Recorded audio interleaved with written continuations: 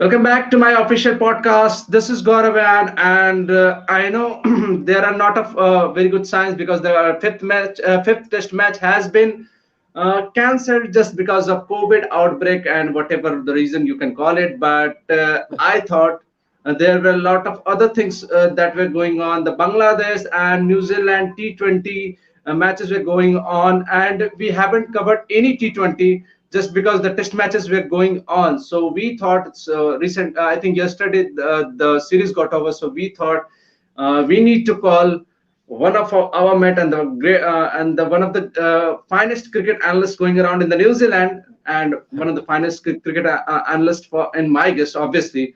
We should call Michael Wagner in our show, and let's have a discussion on this Bangladesh and New Zealand series. What's happened on that series? So, Michael Wagner, welcome back to my show, man.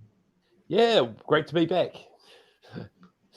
So, apology for that we haven't covered any single matches during that time because obviously there was a test matches going Yeah. around. So we thought once the test match is gonna complete, we will definitely call you. Well, look, it's not a T20 series. You really need a series to be able to know what's happened. A one-off game tells you Yes. pretty much nothing. So we did Yes. learn a few things from that series, and it's quite interesting. Okay. If no, if everybody knows, I think Michael has been. I came 3 or 4 times in my show. If no, if still any problem there is, I think I need to tell everyone that Michael Wagner is all the way from the New Zealand. So that's why I have called him, and we'll have this discussion on this Bangladesh versus New Zealand series. So Michael, just before we going to discuss about the series, tell me, did you enjoy the pitches? Did your player enjoy the pitches there? Look, I think they actually did enjoy them. They weren't what we're used to, but that's not a Yes. bad thing. I mean, look, I thought it actually made some really entertaining cricket because it wasn't about who could score the most runs necessarily. Well, I mean, it was, but it wasn't about hitting the boundaries and just about about teeing off on the batsmen, on the bowlers that you match up against. It was actually about playing proper cricket, and it was almost like a test match. It was the final Yes. day of a Yes. test match compacted into these Yes. T20s, and that was entertaining. I mean, it was there was a lot of teams get bowled out in that series. I don't know how I don't Yeah. know Yeah. the total, but I think there was something like 7 times a team got bowled out or something. I mean, Yeah. that was good cricket, and you got to see quality spin bowlers bowling against tail enders, which just there's not much better than that. I mean, fast bowlers bouncing each other is great, but quality spinners bowling on a turning track to tail enders, that's just peak cricket in my opinion. I think, As I a think you spin have bowler. seen. I think you have seen that controversy of Jasprit Bumrah and Jimmy Anderson very seriously. Oh, look, I love that. I love that stuff. Let the big boys have a bag at each other. Go for it. But I also love watching guys that really don't know what they're doing trying to play spin bowling. I think that's wonderful. And we got to see a bit of that. But we also got to see I mean, very much the second string New Zealand team. Yes. The 16 the Yes. 16 players who were named for the World Cup were all not selected for this tour. So Yes. if you rank them from 1 to 30, there was no one in the top 16. But then there was Yeah. also Colin Munro and Ross Taylor were both not there as well. So you're Yes. probably looking at number 18 through to 33 in the rankings.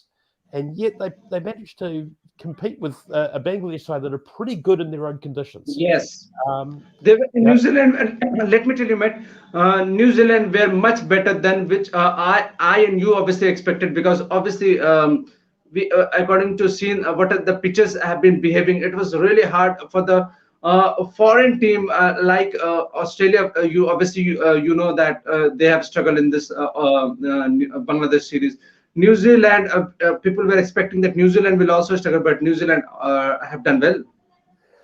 yeah. Look, there's some differences between New Zealand and Australia. I mean, they look really close on the world map because we all get squashed down in the corner. But India is closer to Kenya than New Zealand is to Australia. It's a long way away, New Zealand and Australia, and we are actually on different continents. Like it looks like it's the same place on the map, but it really isn't. The soil's completely different, and so Australia aren't used to the ball keeping low. They're used to the ball bouncing up and a fairly consistent bounce. But New Zealand, the ball keeps low all the time. So our batsmen grow up playing on pitches that keep low, and we're a lot damper than Australia. It rains a lot here. So a sticky wicket that the off spinners manage to get the ball to stick in, while we try to not have that happen, and whereas Bangladesh try to make it happen, it does happen. You do growing up, you do play on the odd pitch that really the finger spinners get the ball they can bowl into it, and it's jabs all over the place. So we have played that a little bit more. We're not so good against leg spin. We don't really read which way it's going very well because we're not used to playing that. But Bangladesh don't have any leg spinners, so that wasn't such a concern for us. Their conditions are perfect for finger spin, and we're a little bit better at that. But I mean, I think one of the things that we did discover is that our preparation worked really well. One of the things that they did in preparation for it is they got kitty litter for cats, the stuff that absorbs cat urine, and they put that out on the practice pitch in Canterbury. They played it indoors, cranked it up to 40 degrees, and they practiced on that. And the ball keeps low, dust comes up, it spins all over the place on that. And that's where they did their training. They did a month training playing on that to get ready for the Bangladesh series and Bangladesh and Pakistan. And it seems to have worked. You know, the first game they didn't handle it at all. But after that, I mean, every match after that was either close or New Zealand won comfortably. And so, you know, it's worked. And I think one of the big things is we've discovered that Ajaz Patel pretty handy in T20. You know? Nobody knew before that. Nobody knew before that Ajaz Patel can bowl. Is a brilliant bowler in T20 international. Yeah, well, I mean, realistically, in domestic cricket, he's probably the fifth best T20 spinner. I mean, you've got Sodhi, Santner, Patel, and Michael Rippon plays for Otago, and he plays for the Netherlands, but he's made himself available for New Zealand. Those guys are the four that take all the wickets and do really well. Patel is very much the fifth best spinner, and you'd say Patel and McConkey are probably are similar in terms of their rankings. But boy, Patel looked the business. I mean, it looked like he was bowling on a fifth day of a test, which we know he can do really well. And, and for Central Districts, he's picked up bucket loads of wickets, particularly playing in Napier, where the pitch does start to take turn, and against tail-enders just rips them to pieces. You know, like the teams go from 140 for 4 to 160 all out regularly, with Patel just cleaning up the tail. And he did that again. You know, you saw once they just didn't know how to handle it. He turned it both ways. Well, you got the ones that went straight, and the ones that turned, and the players just couldn't read him. It's just quality spin bowling. It doesn't matter if it's what format is. If the conditions are right, a quality spinner is brilliant.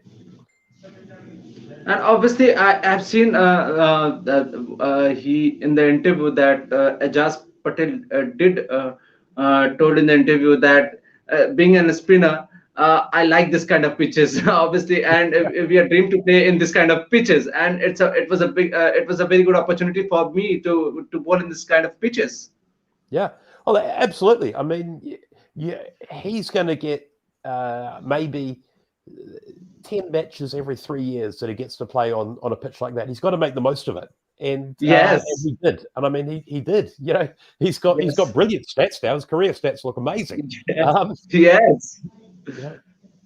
I think, I have one question. Amit Agarwal Cricket has just asked to you. New Zealand performed well in the series and winning 2 matches, considering their main batsmen were missing in the New Zealand performed better than the Australia. Yeah, without a doubt. And I mean, the thing with Australia is it was the Mitchell Marsh show. You take Mitchell Marsh out of that team. I mean, Mitchell Marsh was just, you know, you take him out of that team, and they look awful. I mean, the rest of their batsmen looked like they couldn't find a run. New Zealand had Young that played a couple of good innings. Latham was solid throughout. Finn Allen played a Finn couple of Allen. good innings. Yes. You've got. I mean, Colin de Grandhomme didn't do anything. Tom Blundell didn't do anything. Well, Blundell had one good knock. Ravindra did very little. But we had 3 or 4 guys that constantly looked like they were able to do it. I mean, Will Young. I'm starting to believe that the art of batting in the middle overs for T20, between overs number 7 through to over number 15, is if you can go at 7 and over and not lose too many wickets, that sets you up for a really good score. If you can score 9 and over at the start, 7 and over in the middle, and then 12 and over at the end, you're going to end up on about 170, 180. That's putting you in a good position. Exactly. But you'll only be able to score that 12 and over at the end if you don't lose wickets in the middle. So someone that can score at 7 and over and not get out, like Will Young managed to do, that's gold. And especially in this kind of pitches, you need if you don't lose this you don't lose too many wickets in the middle over, you will definitely have a very good score in this kind of pitches. And 160, 170 as a pass score on this kind of wickets. Oh no! This was a 110 was a pass score. Anytime you scored, Yeah. Especially once I think I've seen that one team got all out on the 60, and they managed to chase. Obviously, New Zealand got bundled out on 60, and they have went on to chase the score by losing 4 or 5 wickets. Obviously, Bangladesh. Yeah, look, that's right. And that one was the second to last. It was the 18th over or 19th over where they chased it down. I mean, it was a tricky pitch, that first one. And then likewise, the 4th match, that was also probably 110 pitch. New Zealand got 90 odd. And Bangladesh, we went down to the last couple of deliveries, and probably Tom Latham missed a stumping opportunity, an open. Mamadullah was halfway down the pitch, and he dropped the ball and didn't take the bails off. If he had got him out, they would have needed 30 off. They would need to run a ball off the last 5 overs, or slightly more than a run a ball off the last 5 overs, with 2 new batsmen in the crease and the tail exposed effectively. So if that stumping was probably won the game for that missed stumping probably lost the game for New Zealand, won the game for Bangladesh. It was that close, even with a score of 90. That's what sort of pitches they were. Yeah. Yes, I think in this I'm talking about. I was talking about the UAE pitches and obviously this pitches is totally different, and obviously the pitches are very slow and low and whatever it is. Tell me one thing, Michael. You have been seeing the matches in Bangladesh. Is obviously Australia went on to tour in Bangladesh. New Zealand went on to tour the Bangladesh. You have seen obviously you would have been seeing the 2 series very closely. Tell me one thing: is this kind of pitches is very good advertisement for T20 cricket, or did you like that pitches should remain like this and all this? Because I think these pitches could be entertaining in the Test cricket, obviously in the 4th day or 5th day, but it doesn't look like good pitches for the T20 cricket. I'm not saying the pitches should be like that. You should score every day 200 and 220.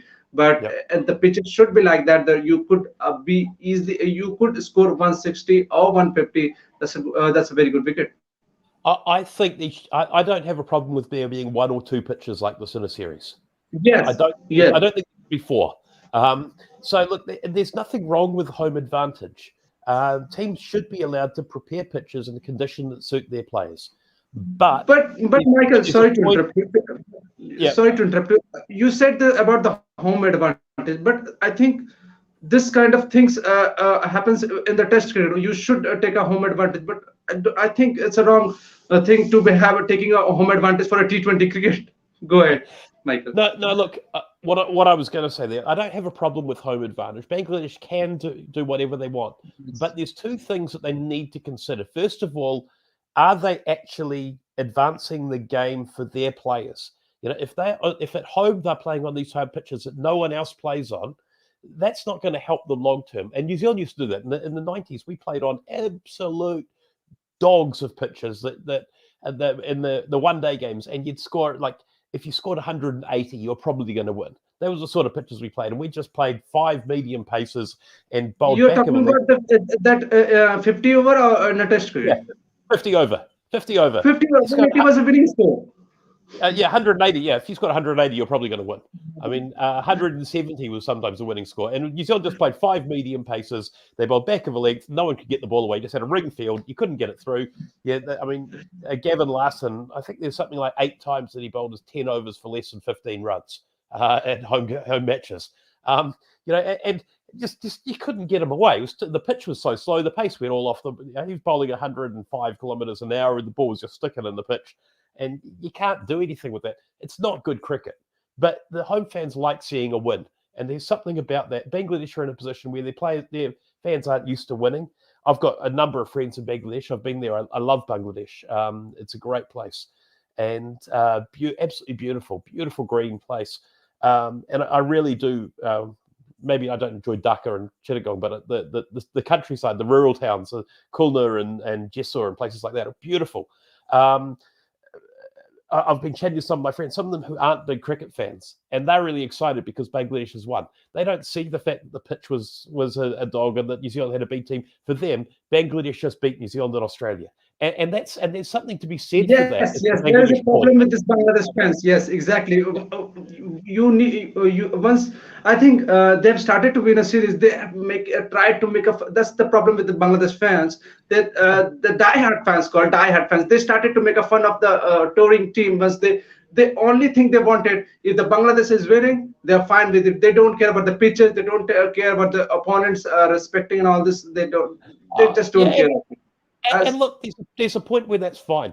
They've got to grow the game in their country, and Bangladesh is a young, vibrant country. Growing the game in their country is fine, but those sort of pitches are not going to get the casual fans watching. It's going to get the casual fans cheering, but the casual fans want to see sixes. They want to see fours. They want to see the stumps going flying. They don't want to see guys poking around and trying to hit a single because that's the best thing they can do. You want to actually have the drama of it. And an odd game like this is great, but you don't want to have it too often. And I think the pitch that Bangladesh produced for the fifth match, was a really good pitch.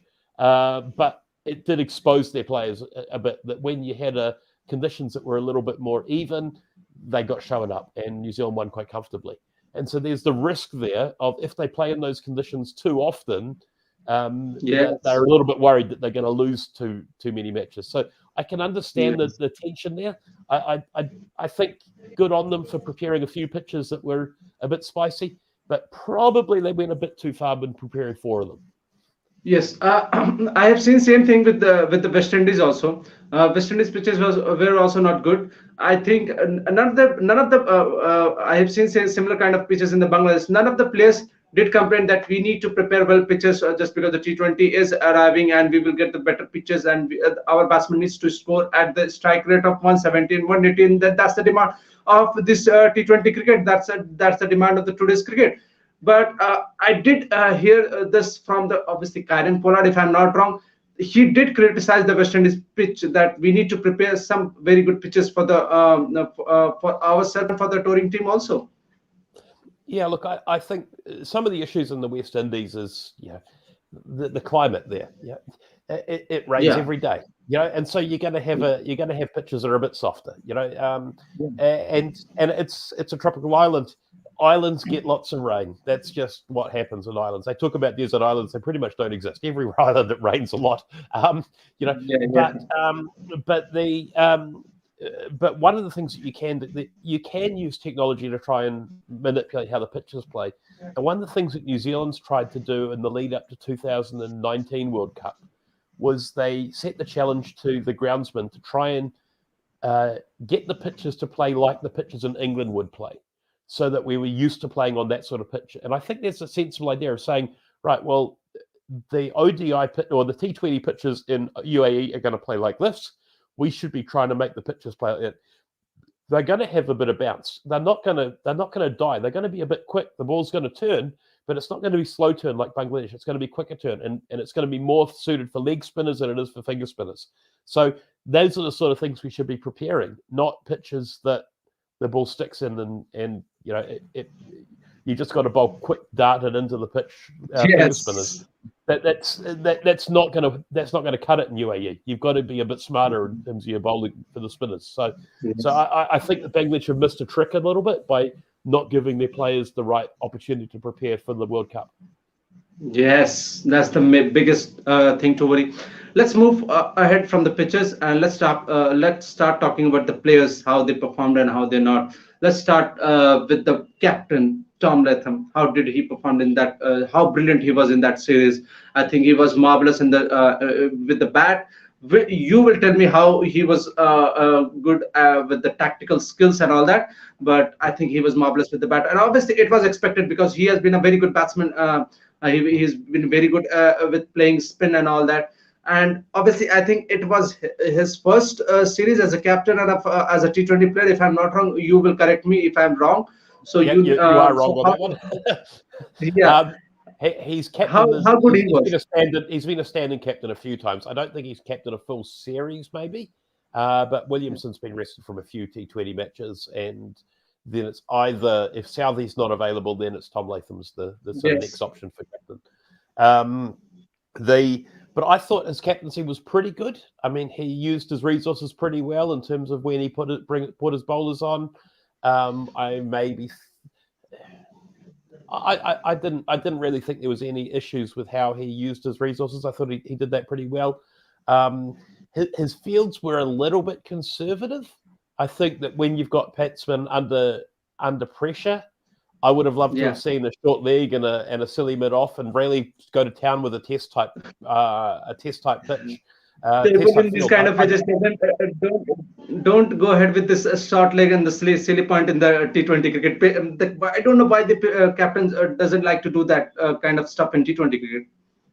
Look, I mean, I get part of the idea is that that's going to leave space for singles, and you don't want to give people easy Yes, singles. But the thing is, yes, if they're playing for singles and they're hitting the ball softly, it brings in the close catches into play.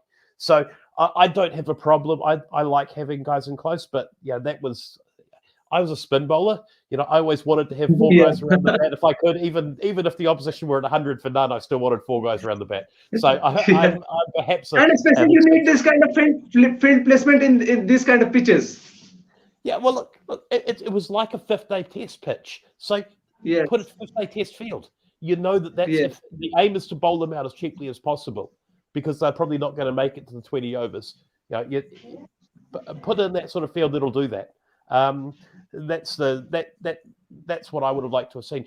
But I thought the thing that was really impressive with Latham until the end of the fourth game was his keeping. Particularly his keeping to the spin was phenomenal. Other than the one missed chance, yes. there was. He was quick on his feet. He got in the right position. He had a couple of really sharp stumpings. I think there was Mushfiqur got stumped on a ball. He didn't even realize he'd lifted his foot. It was that quick. He was surprised that they referred it, and then he was given out. It was absolute lightning. It was Dhoni sort of speed. He was Okay. phenomenal with the gloves. And I sort of watched that and thought, oh, poor Mitchell Santner having a career of bowling to BJ Watling, who was outstanding against quick bowling, but really he missed a number of chances against Santner.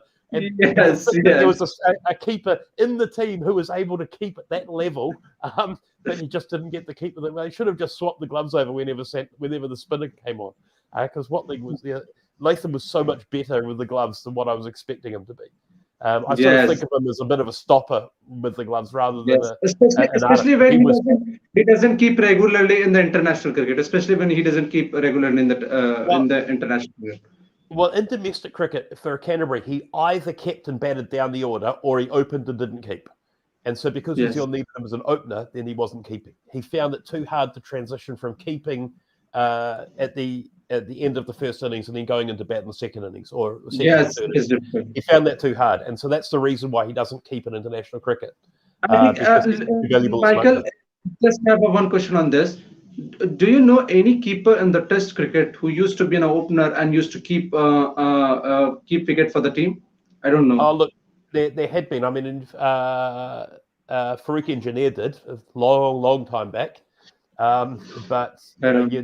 you're going back to what the 70s, and then he was an opener because you didn't want to have your best batsman opening, and you guys had the best defensive technique opening in those days.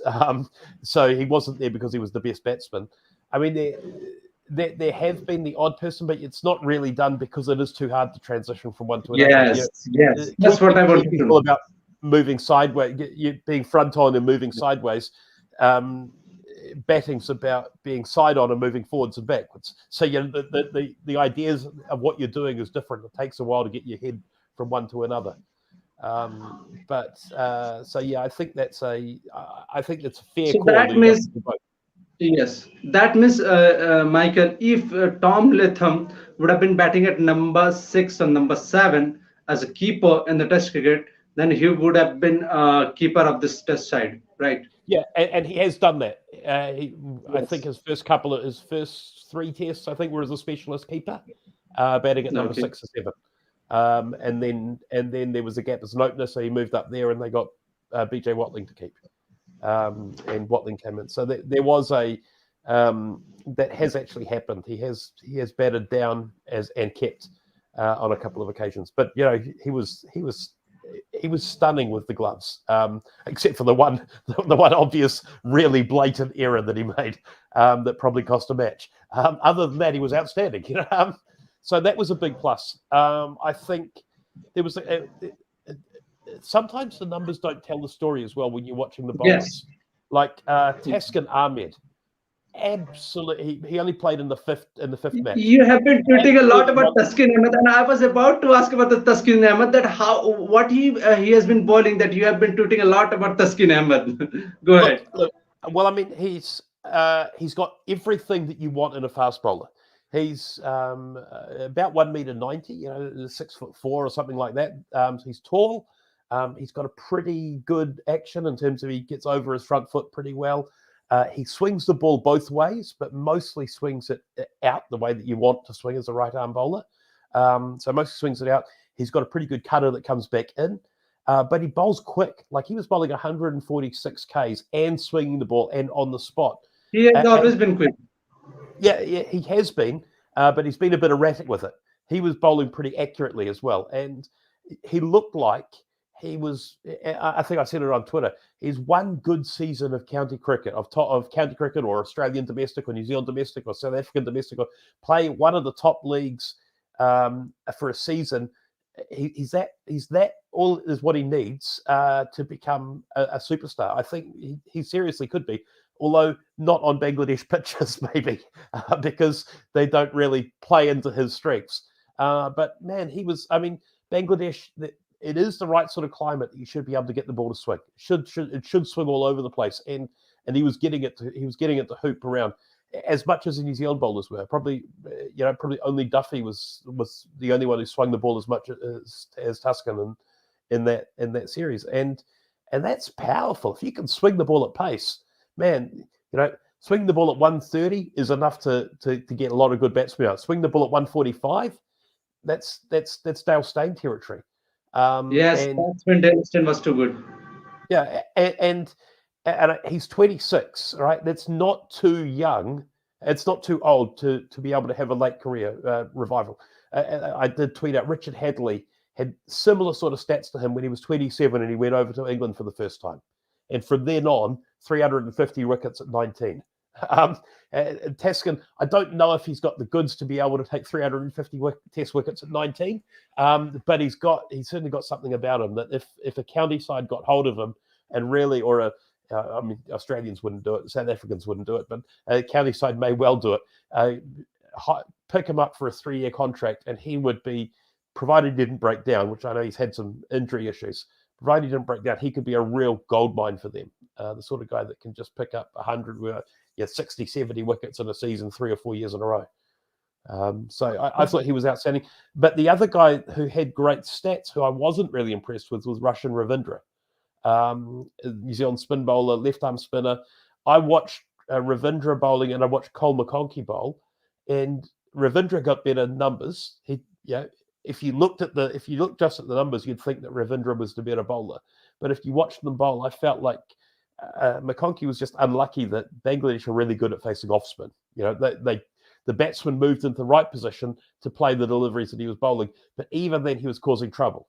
whereas they don't face as much left arm spin, and they didn't do quite as well against Ravindra. But I felt like often Ravindra had a really bad ball that got caught.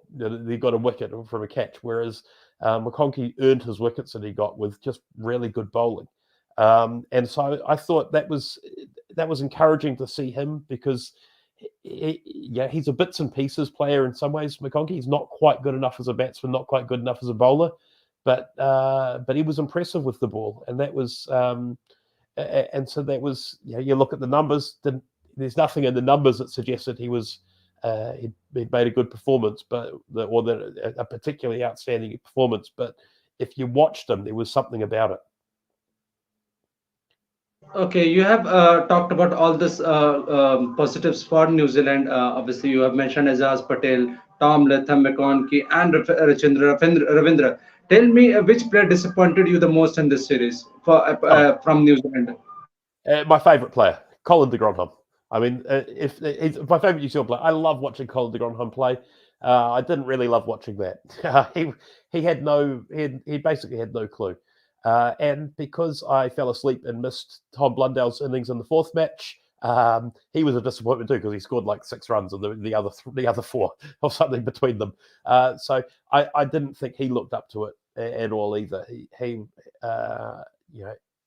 But we know that Blundell is better coming in at the death than he is opening.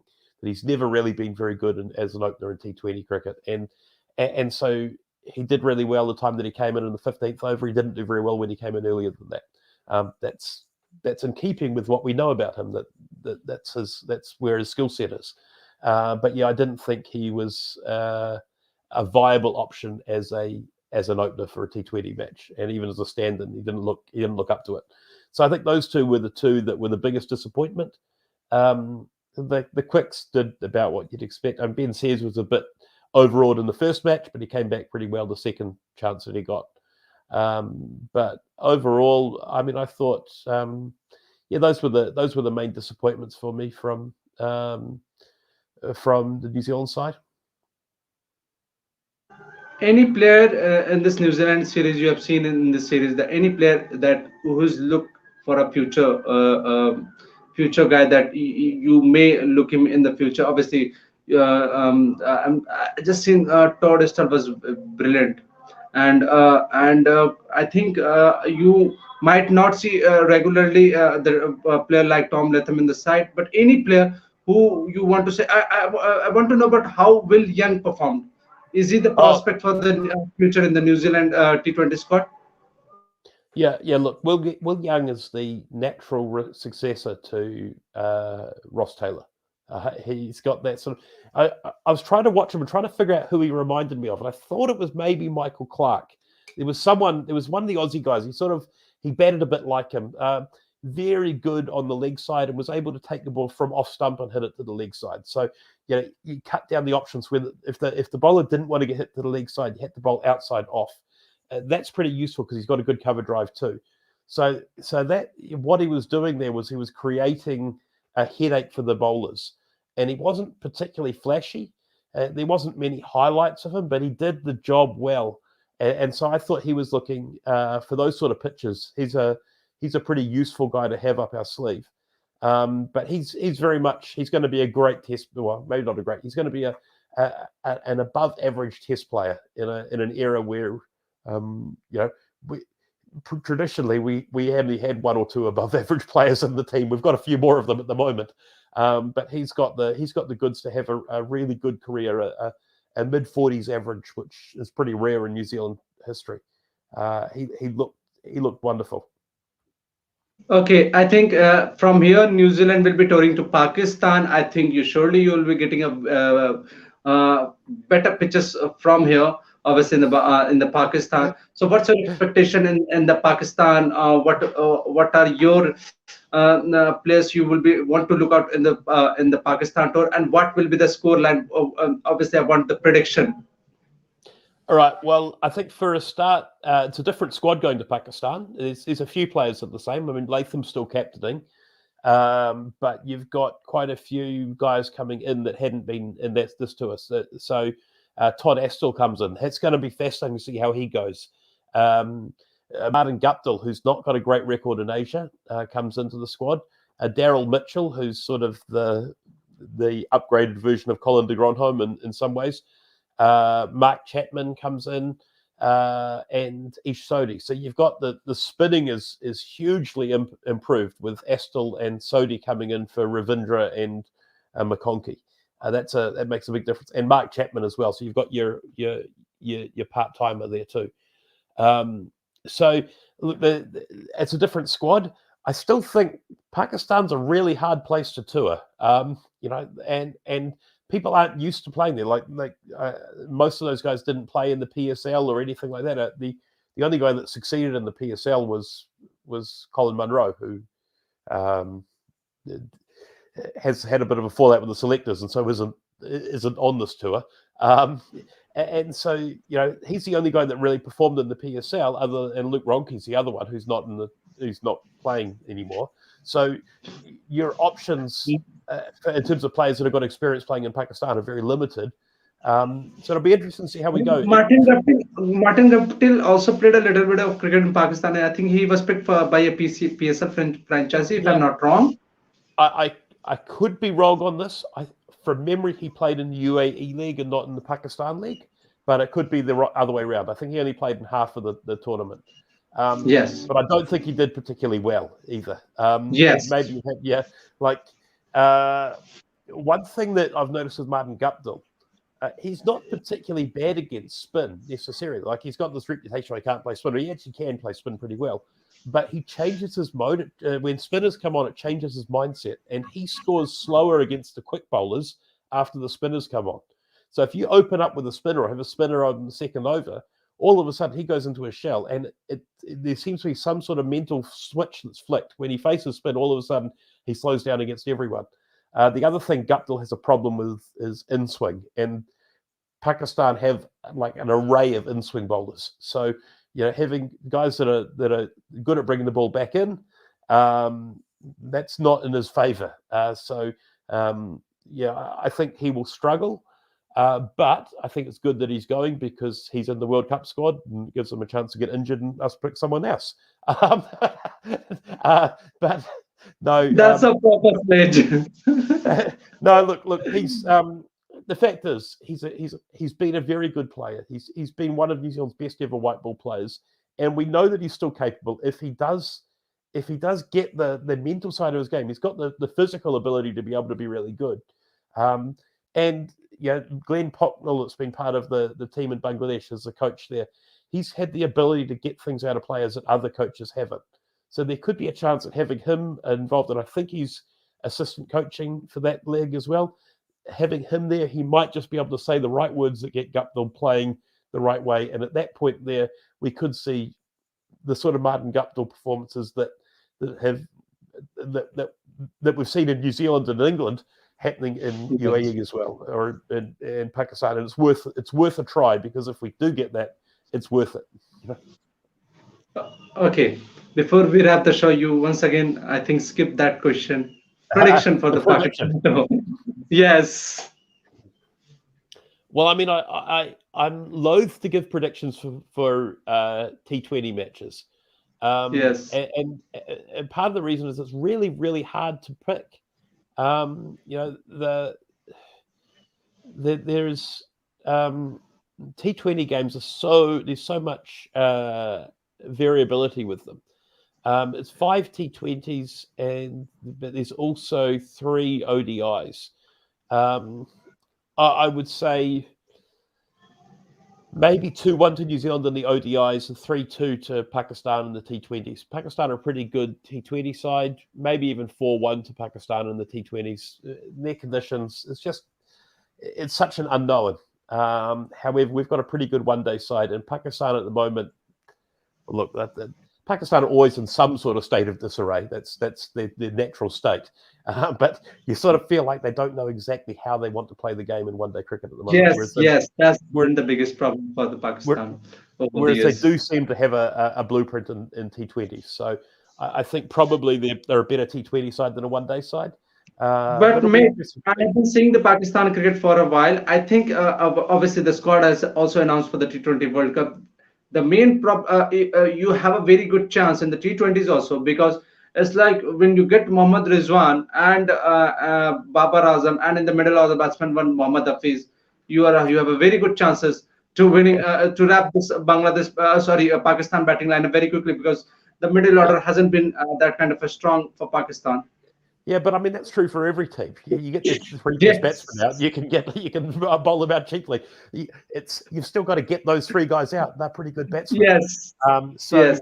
and I know that Trent Bolt was saying that Mohammad Rizwan is the guy that's given him the most difficulty to bowl to. He just doesn't know where to bowl to him. Yes. So that's interesting to see how that's going to go. As you know, I'd say there's been a lot of work gone on and New Zealand have very, very good analysts and statisticians. The New Zealand data scientist is he won't let you see his work because he's it's top secret. But he manages to find flaws in everyone's armor. So they will know, they will have figured out exactly where Rizwan wants the ball to play, exactly where the right place to bowl to him, and they'll be and it'll be interesting to see what they do there. Do they reveal their hand, or do they keep it up their sleeve for the World Cup? Do they just do it in one game and then go away from that tactic to not let Rizwan know that that's what they're going to do? There's all those sort of cat and mouse games. Sometimes there's a real arms race in international cricket. Yes. So I'll be interested to see that. What are the plans that they've come up with for these guys? And they might just only preview them once. I remember talking to Brendan McCullum back when he was first captain, and they were talking about the lead up to the 2015 World Cup. And he said, we've got an idea about how we're going to treat the ball in terms of having one bowler trying to bowl along the pitch and one bowler bowling into the pitch. So the two balls, one of them stays harder than the other one. And so that made it hard for the batsman to time it. He said, but we're only going to don't tell anyone about that, because we're only going to do it every now and then until 2015. And then we're going to pull it out in the World Cup to see whether or not it actually works. And we're not going to show our hands, because other teams will get used to that and we'll plan for it. So there's all those sort of things. There's those little things that are going on behind the scenes as to, making sure that they're using the spinners with only one of the balls, so that then one of them gets damaged and one of them doesn't. So then one of them's softer and one's harder. All of those little strategies that are happening that sometimes they don't want to let anyone know about them. So you only see a glimpse of them. And it's trying to figure out which of the glimpses are you seeing of the actual World Cup strategy and which is just them going through, just bowling what they get in front of them. So I quite enjoy these sort of series for that sort of thing. Okay, thank you, Michael. It was a pleasure talking to you. It's time to wrap the show. Hope you have enjoyed the show. Oh, it's been great. Thank you for having me on. And we will definitely meet you once the Pakistan tour will over. Sounds good. All right. Okay. So, do like the video, guys. Don't forget to subscribe and hit the bell icon. Till then, good night. Take care, and we will meet whatever once the cricket news. We will get any cricket news information. Till then, guys, do good night. Take care, and we will meet once the IPL start, maybe.